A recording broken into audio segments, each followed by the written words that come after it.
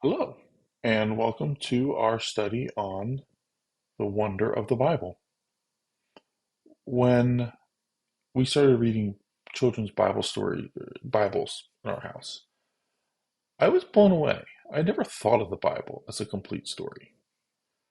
I mean, you grow up, you go to Sunday school, you hear all these disconnected stories, you go to church, you hear sermons out of various parts of the Bible.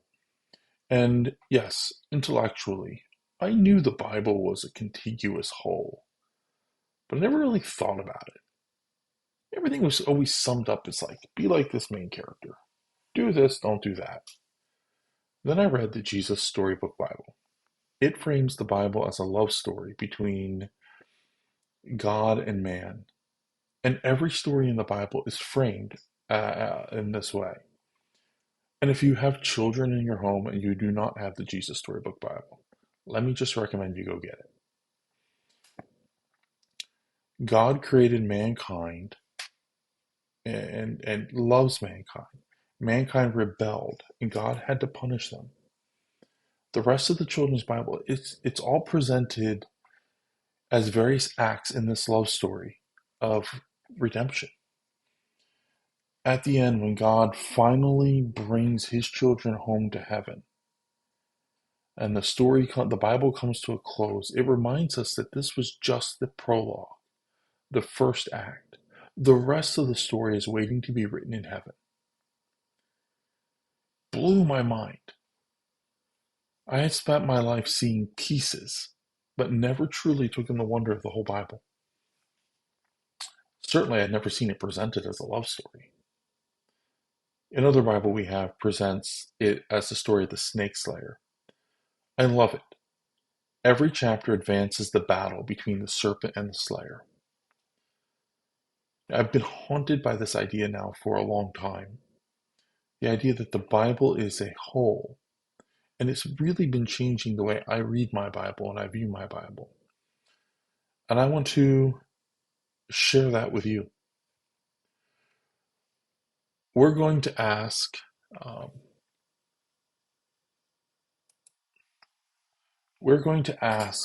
one key question every week. What does this story reveal about the nature of Yahweh's interaction with people? Now, let's just get the elephant, let's cover the elephant in the room. Uh, you know, a lot of our Bibles, most of our Bibles, translate the covenant name of God, Yahweh, as the Lord in all lower caps. And this is really, it's not wrong, but historically, the Israelites were very rebellious against Yahweh, and they had, uh, and God sent them. He crushes the nation. He breaks them up. He sends them into slavery, into Babylon. And when they come back, Ezra and Nehemiah, they come back and they begin to rebuild the temple. They are very conscientious now about adhering to the Ten Commandments. So conscientious, they began to build special rules to protect themselves from making mistakes. In the extreme example, it leads to the Pharisees who battle Christ. Someday we'll look at that. But one of the things that they ended up doing was deciding they were never going to say, they weren't even going to write the name of God, lest it be done in vain. And so they began to just use, it began to be translated as the Lord in the Septuagint. The Septuagint was the Latin translation of the Old Testament, and it would have been Christ's Bible. Okay, so this would have been common. Everybody would have been reading this in the first century. And modern translations have taken that and run with it. The problem I have with it is it's not bad, it's not wrong. But the problem I have is that it obscures, for me personally, the fact that God is right there with his people. It and he uses his name. He says, "This is my name, Yahweh. This is my covenant name with my people." And I've been reading the Lexham English Bible, which is a very, very literal translation. So a little rough in spots, but I like it for two primary reasons. One, it uses the covenant name of God. Instead of saying the Lord God, it says Yahweh God. And it is, and that's helpful to me because it personalizes God. When I think about Lord, I think lords and ladies. I think, you know, it's a title and anybody can be it. But here I'm seeing, no, it's this, my creator being using his familial name with me. And the other great thing about the Lexham English Bible is that sometimes we tend to censor certain things. They make us a little uncomfortable. We got our kids reading the Bible, and it peels all that back. And there's just there's some moments where it's like in your face, and you're going, "Oh, you know, when God talked to His people, He was a lot more forthright than we tend to be." And I really like this. So that's why I'm asking the question in this way. What does the story reveal about the nature of Yahweh's interaction with His people? Before, though, we dive into our first story, creation and fall, I want to back up and set a little bit of perspective.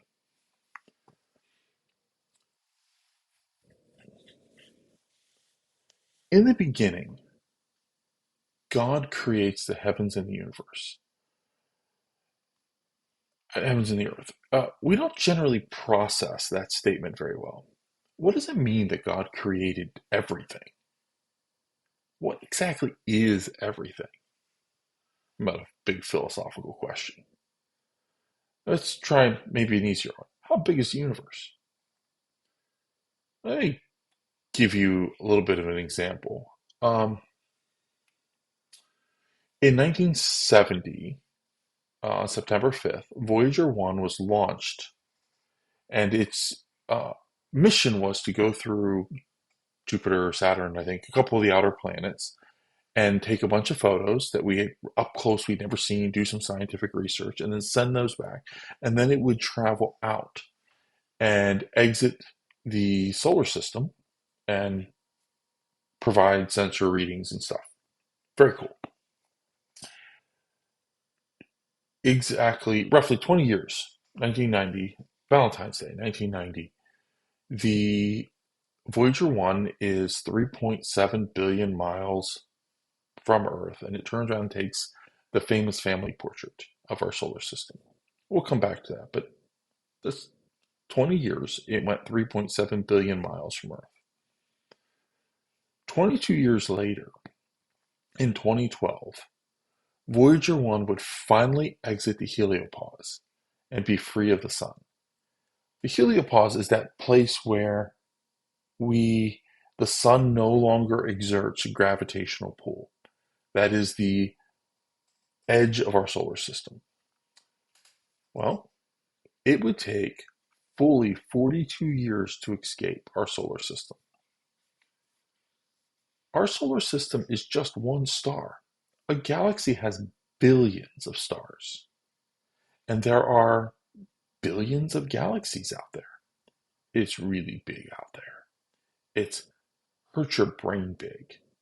If you were to ask a scientist how big the Earth was, an astronomer, they would answer, we don't know for certain, but the observable universe, what we can actually see, is about 13.8 billion miles in every direction. So it's at least that big. For context, that's how many cubic miles that becomes. Big circle. It's a lot. So let's come back to this family portrait for a moment. Um, I wouldn't normally quote a anti-God crusader in Sunday school, or in this, but in this case, he makes an interesting point. Carl Sagan spent his life trying to refute God. When he saw this picture, it caused him to reflect on life, and that reflection is instructive to us. Now, you'll notice, if you're on your computer up close, you may be able to see it, uh, that this picture was taken, and the astronomers in NASA were trying to find the Earth. And they were searching and searching, and they've got the copy of this picture laid out. And one of them goes to brush a little bit of dust off the picture and realized it wasn't dust. It was a pale blue dot. And that pale blue dot was Earth, set against the background of the cosmos.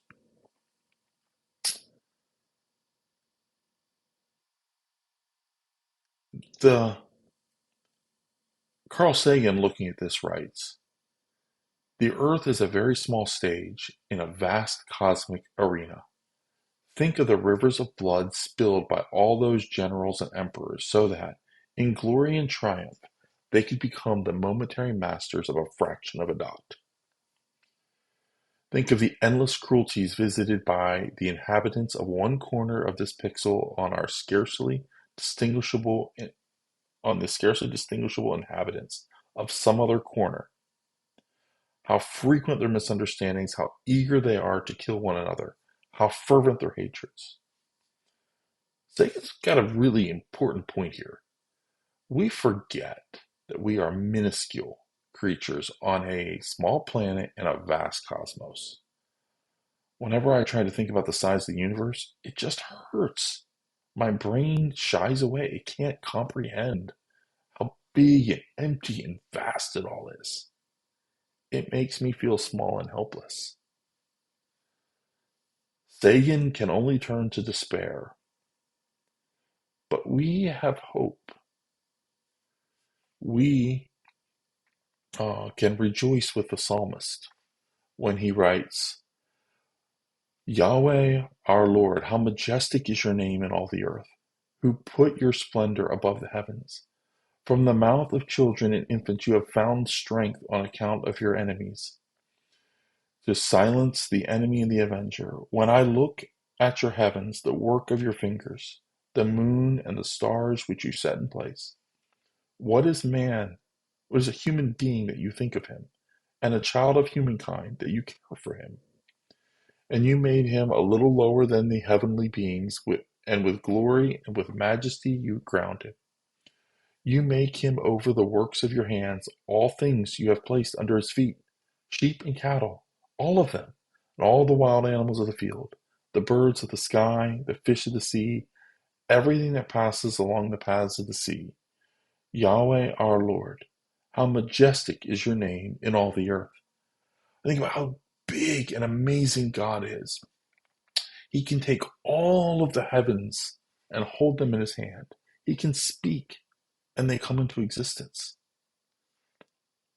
And that little tiny planet on the backside of a small galaxy, he created people and made them just a little lower than the heavenly beings and crowned him, men and women, us, with glory and majesty and placed us over his creation. How unbelievable. I love the words in the song "indescribable." Indescribable, uncontainable. You place the stars in the sky and you know them by name. You are amazing, God. All powerful, untamable, awestruck. We fall to our knees and we humbly proclaim, "You are amazing, God." God is amazing. And not just kind of amazing, and not even, "Wow, you're amazing." He's fall on your face and beg for forgiveness. Amazing. Isaiah 6:5, when Isaiah appears in the throne room of God in this vision, it says, "Woe to me, for I am undone, for I am a man of unclean lips, and I am living among a people of unclean lips. For my eyes have seen the King, Yahweh of hosts." This is the response we have to God. He is so big and so amazing and so pure and so holy. He created all of this and he treats us so well.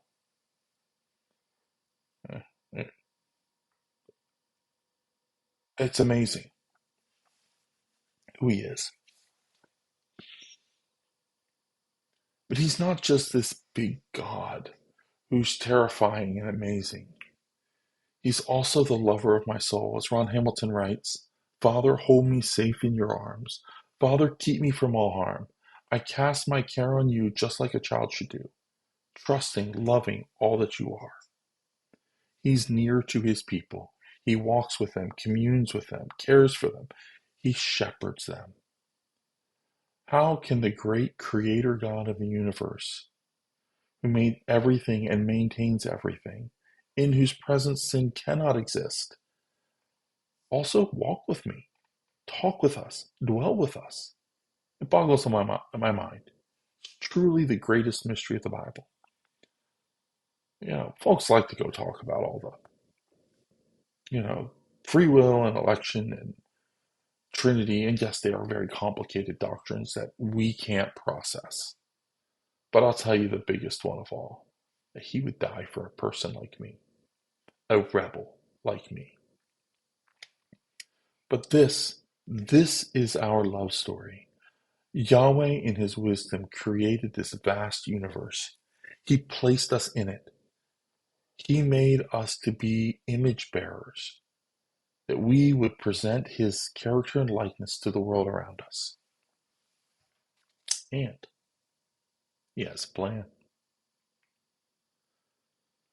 And God said, let us make humankind in our image, according to our likeness, and let them rule over the fish of the sea, and over the birds of heaven, over the cattle, over all the earth, over every moving thing that moves upon the earth. So God created humankind in his image. In the likeness of God, he created him. Male and female, he created them. And God blessed them and God said to them, be fruitful. And here's our plan. Be fruitful and multiply. Fill the earth and subdue it. Rule over every fish of the sea and the birds of heaven and over every animal that moves upon the earth. Now let's notice a couple things here together. This plan for Adam and Eve, they were to fill the earth, steward and nurture it. They were to have children who would have children, and we would see the whole earth filled with people who were nurturing and cultivating, who were taking the Garden of Eden and spreading it. The world was good, but it wasn't perfect in the sense of heaven perfect. It was ready to be nurtured and worked and grown and maintained, and the animals were to be cared for and helped and supported in so many ways. But he didn't just create robots or automatons. He created people in his image. And the image is connected directly to this mandate, this plan.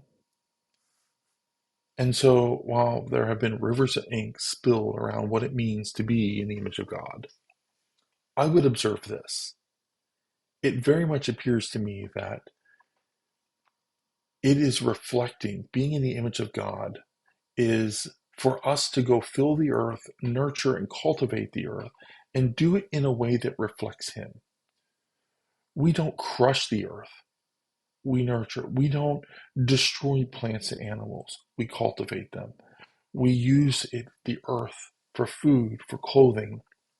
We manage it to make it better, to bring it to life and bring out from it uh, what he would desire. And in so doing, we are to reflect him and his decision-making process. So this is our plan. Yahweh has created man and woman to manage the earth.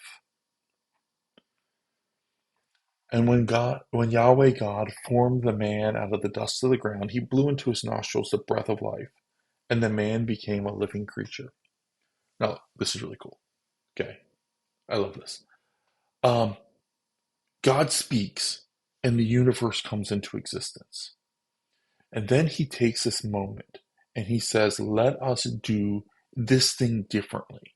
we're going to create man and woman, and we're going to make them in our image.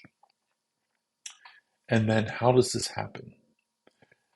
The picture that is presented, when you read this, what comes out is that he goes to the dust of the ground like a sculptor, scraping up clay and throwing it on their potter's wheel. We see Yahweh God forming man out of the dust of the ground and then performing CPR effectively. It's the picture. There's this idea in our terminology that he's doing CPR and bringing Adam to life.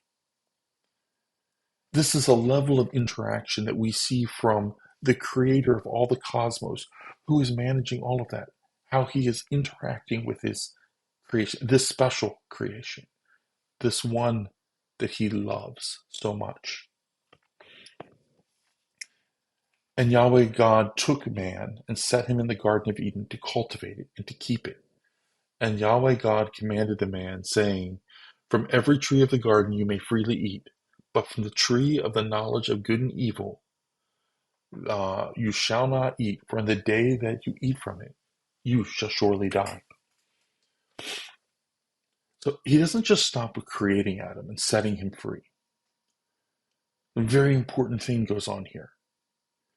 He says he picks him up and he settles him. Like this idea, he took man and set him in the garden. It almost gives the idea of a puppy. You take your puppy, you bring it home, and you put it in its cage, if you're cage training it, right?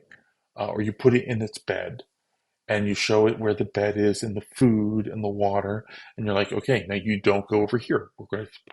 This is no, this is yes.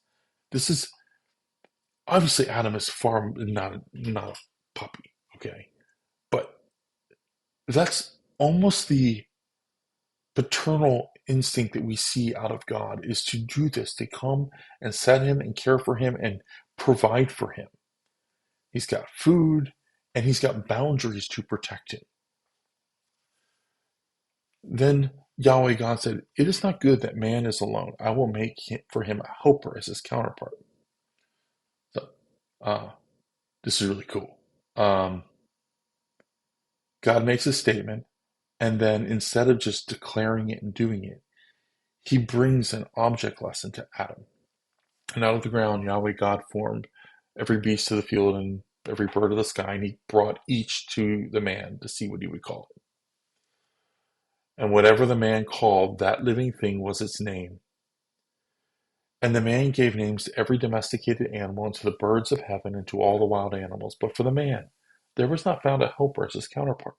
Now notice, as he's doing this, the implication is he sees that there's these pairs, male and female, and he's just him, right? Um, and he begins to realize, like it dawns on him that I'm only half here. I'm not yet complete. So Yahweh God causes a deep sleep to fall upon him, and while he slept, he took one of his ribs and closed up the flesh where it had been. And Yahweh God fashioned that rib which he had taken from the man into a woman and brought her to the man. And the man said, she is now bone of my bones and flesh from my flesh. She shall be called woman, for she was taken from man. Therefore a man shall leave his father and his mother, and shall cling to his wife, and they shall be as one flesh. And the man and his wife, both of them, were naked, and they were not ashamed. So he transitions from the sculptor and doing the CPR bringing, and this paternal setting him in the garden, providing for him, setting the boundaries of safety. And now he says, he becomes the surgeon, providing the anesthesia, opening him up, pulling the rib, closing him again, healing him, building out of that rib the woman who would be his be his completer. Yahweh could have created her out of the mud, same as he did Adam, but he didn't, because he wants us to understand something. And we see this picture. He's using illustrations here. Yahweh is being so deliberate to teach us that the husband and wife become one. They come together to become one flesh. They cling. You see this surgeon, and then there's the father presenting the bride to the groom. There's so much personality. Personality is the wrong word. There's so much here. Yahweh is here, and he's interacting, and he's with them, and he's not some distant, far away, just, saying things. He's interacting with them. He's setting up the template. He's with them right there, setting the template of what it means to be married, husband and wife, becoming one for all time. It's so cool.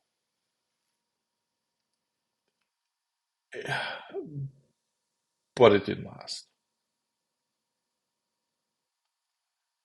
The serpent, the serpent rebels. Lucifer rebels. Worse, Adam and Eve join the rebels. When the woman saw that the tree was good for food, and that it was a delight to the eyes, and the tree was desirable to make one wise, then she took from its fruit, and she ate. And she gave it also to her husband with her, and he ate. Then the eyes of both of them were opened, and they knew that they were naked. And they sewed together fig leaves, and they made for themselves coverings. The evening time comes, a little earlier in the passage, the evening time comes, and it's time for Adam and Eve to have their daily meeting with Yahweh. I guess one of the things that surprises me in this recounting of history is that Yahweh has time to walk with them on a regular basis. There's this idea that they would they knew each other, like they were there together. It was an expectation, and he comes to them and he says, Adam, where are you? Because unsurprisingly, Adam didn't show up. Shockingly, the rebels were unwilling, unable to face the one against whom they had rebelled.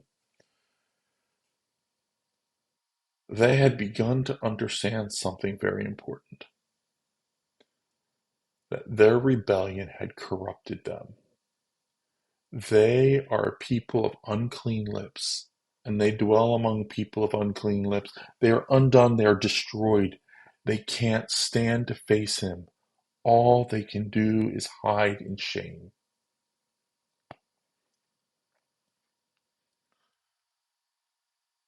And the creator of the universe, who was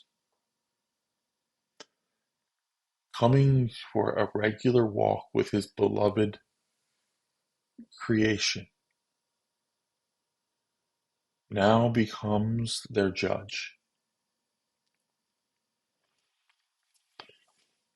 And Yahweh called, said, where are you? And he says, I heard the sound of you in the garden. I was afraid because I was naked, so I hid myself.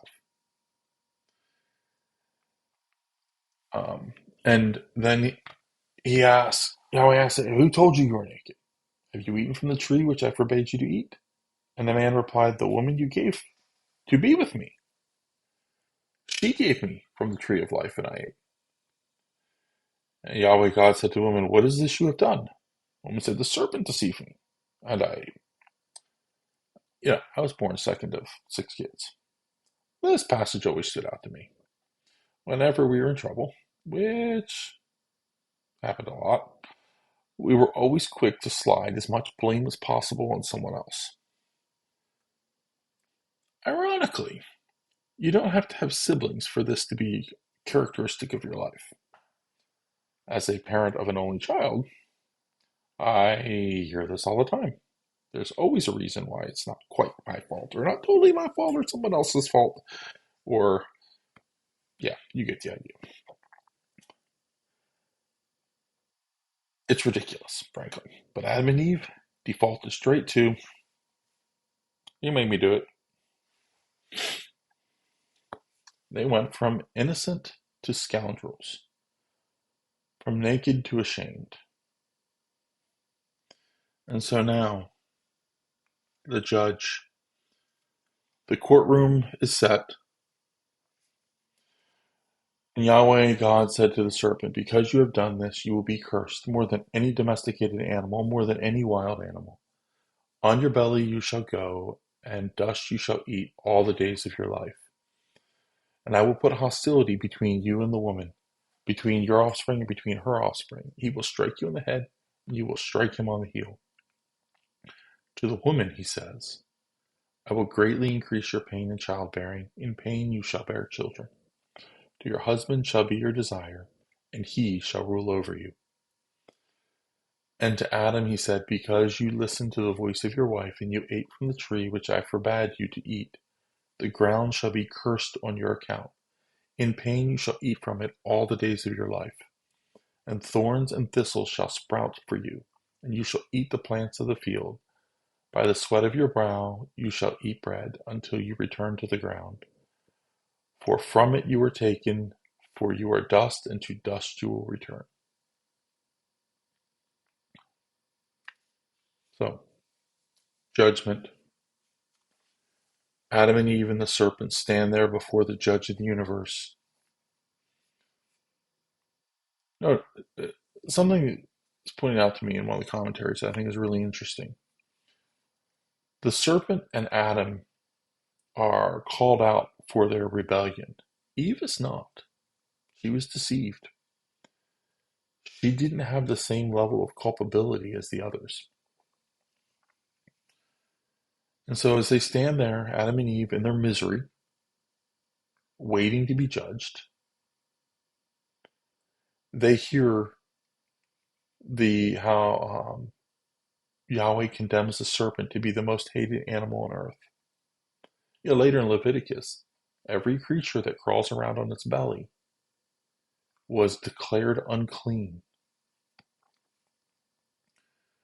The nervousness is rising because this is not going well for the serpent. Um, but then Yahweh does the unexpected. He tells the serpent that a servant of Eve, a child, a descendant of Eve, would destroy the serpent. And there's this moment where there's a bright spot. Adam and Eve are like, well, he's not going to kill us, right? Because we're going to have kids and it's going to destroy. Still misery, but a spark. And Yahweh turns to Eve and says, pain in childbirth. The plan said, be fruitful and multiply, fill the earth. Well, Eve, the plan's still going forward, but now it will hurt. It will be painful.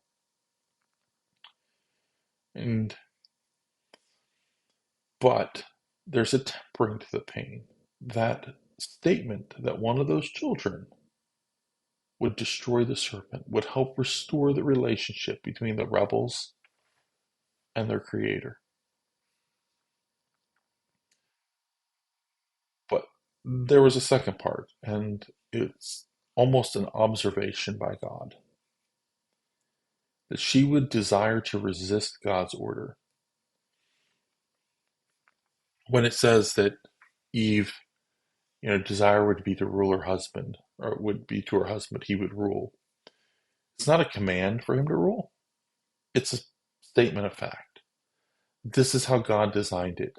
What was once, and I think the best way to look at this is that uh, she is twisted and bent and no longer fits um, into the place that God made for her. Where submission was once a pleasure because the puzzle pieces assembled so nicely, she is now crumpled and twisted, and submission is painful. Not that it's necessarily his fault, but because she doesn't want to anymore. She's evil. in her heart. It's not necessarily a struggle against Adam, but frankly and ultimately it's a struggle against her own flesh, her desire to have her own way. So it's almost less of a curse and more of an observation that this is going to be a problem now. Now Adam, he is judged not as a deceived one, but as a rebel. He has a job to do too. He is supposed to cultivate, nurture the earth, and supplies for its family and raise food. And now it's going to be hard. It's going to be by the sweat of his brow. The earth would resist him, and he would have to force it to feed his family every day of his life until he dies and turns back to dust. Yea, what joy for Adam. Here's the thing. Yahweh is just with them. He is kind and merciful. He doesn't um, he doesn't execute them. How hard would it have been to just start over? He doesn't do that. He loves them. And so while he must punish them, he gives them hope. He provides for them. And then he stops being the judge. He doesn't just send them to the room. He takes them out of the courtroom and he makes clothes for them out of the skin of animals. Their feeble attempts to clothe themselves, to hide their shame and their nakedness, he strips it away and gives them real clothes made out of skin. Imagine Adam and Eve. The animals that they're supposed to be nurturing and caring for are being slaughtered so they could have clothes. Watching death for the first time and knowing it was caused by their rebellion, knowing that this animal died, cover up their nakedness. And Yahweh didn't just leave them, but go figure it out.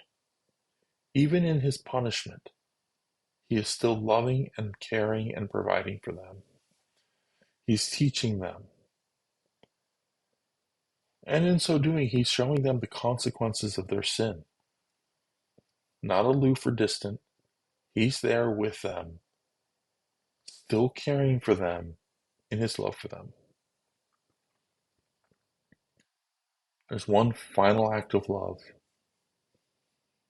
He banishes them from the garden. Yahweh understands that if Adam and Eve were to eat of the tree of life, they would live forever.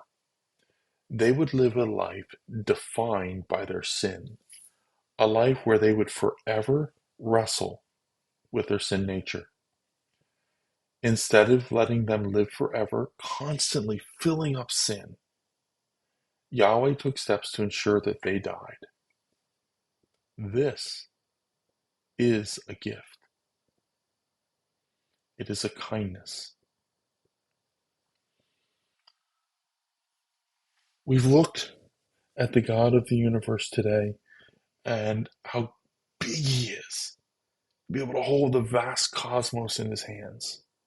And yet, he loves us, and we see how he shapes mankind from the ground, and he cares for him, and he supplies for them, and he shows mercy in the rebellion. He doesn't respond with great anger, but with tempered justice, mercy, and love. And he continues to pursue them. He continues to pursue us, we being rebels. He still loves us and cares for us. And as we will see as we go forward, he stays ever close, step by step, through history with his people, shaping and caring and loving all the way, pursuing us to the end.